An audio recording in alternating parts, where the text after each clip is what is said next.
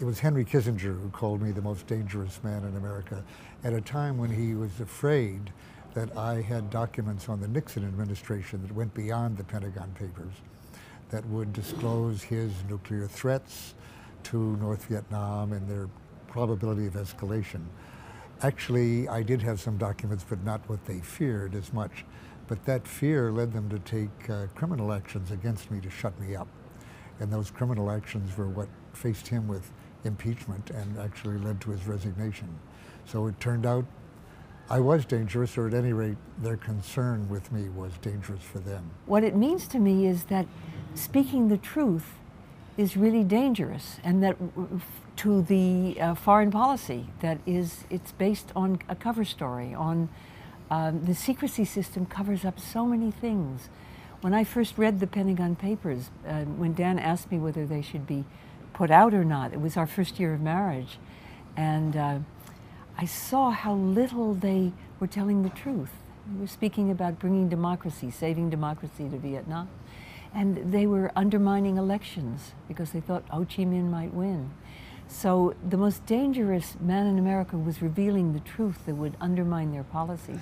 And that's why he was called the most dangerous man in America, this gentle, noble, nonviolent guy. When we met, I was in Washington doing a series of radio interviews for WNYC and syndicated around the country. And a mutual friend said, I'll co-host a party with you so you could meet people in Washington. I was not married at the time, so I was very interested in that. And then he said, there's one guy I'll invite, but stay away from him. He's brilliant, but dangerous. So I already knew that he was dangerous. But that later your father warned you that I was a troublemaker. That's right. When I met and fallen in love with this dangerous man, my dad approved. He loved generals, and Dan was in the, fighting the good war in Vietnam. But he said he's a troublemaker, and he was right. So anyway, I fell in love almost immediately, partly because of his bright blue eyes, really deep subjects. But despite the fact that he was in the Pentagon and I was against the war, I really saw both his brilliance and his courage and his integrity and his commitment. And so I was a pushover. I lost all my friends because they all had clearances, and their families were families that depended on people with clearances. And somebody with a clearance was endangered, actually, by any association with me or having to answer the question, why are you dealing with this person at all? What do you think of what he did? Ask that, they would almost have to say, oh, terrible, total disapproval. But rather than get into that, they just broke off all relation. So it was as if I'd emigrated, or they had emigrated.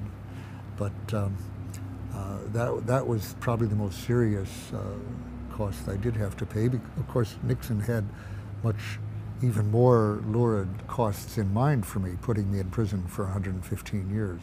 But he didn't succeed in doing that.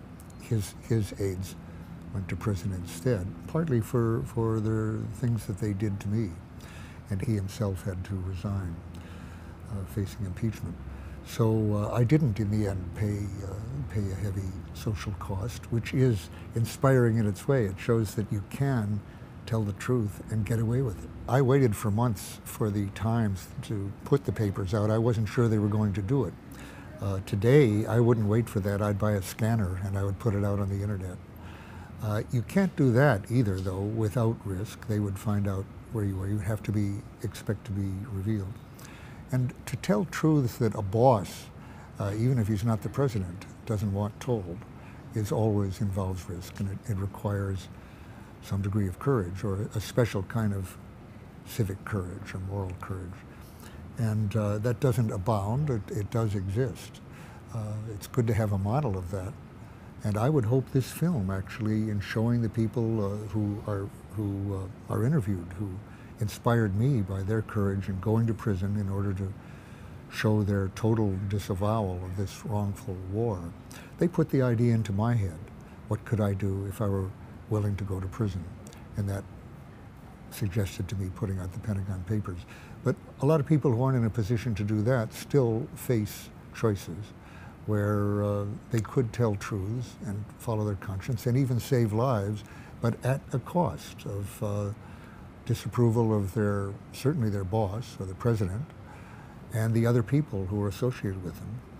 And I think this film will remind them that there are many lives at stake and that this can actually be effective. I would hope that it really would help other people to make similar choices and perhaps shorten our longest war, which will be Afghanistan, and save many lives. I see this film as a call for moral courage, and that it's very widespread, the call. It's not just for insiders, it is for insiders inside the government that have information that could help shorten a immoral war, as in Iraq or Afghanistan.